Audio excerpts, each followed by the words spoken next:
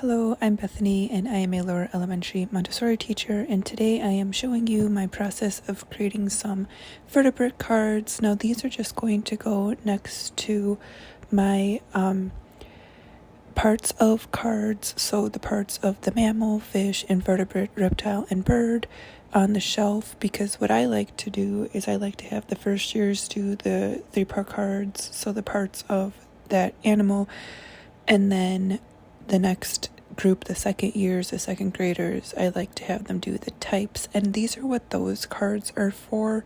It's just introducing them to the types. It's just a way to have my display nicely on there. And the third is for the third thing I'm going to have on the shelf are books about that animal.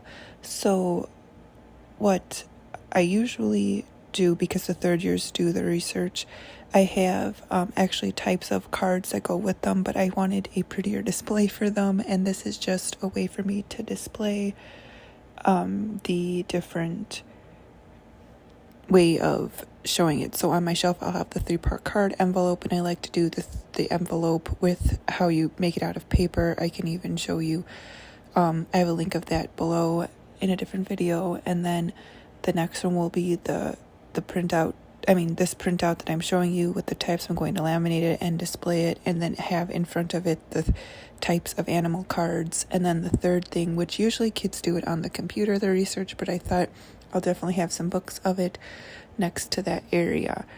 And then I'm going to put these in my free hub, and I will have them in my free hub of resources. You could sign up for it, so you can also print and put it out, just so that they're displayed always, because last year I just had all my envelope cards shoved together, and I wanted to make the cultural shelves more appealing, so that's one way I am doing that. Now, how I teach the vertebrates and invertebrates, and that I do it obviously I go through we do a vertebrates versus invertebrates the first or second week of school, and then we'll start with the vertebrate and do all 5 vertebrates and then invertebrates. But I don't do a new one every week. What I'll do is I'll do a zoology, so one of the vertebrates or invertebrates, and then botany the next week. Zoology one week, botany the next week. Zoology, botany, back and forth. So it spreads out throughout the year, and I do them every year because, like I said, the first years do the 3-part cards, the second years do the types of the animals, and then the third years do research and write about the animals that we are learning. So there's a different thing for them to do each year. And the program I am using to make these is Canva. I just put the frames with the pictures.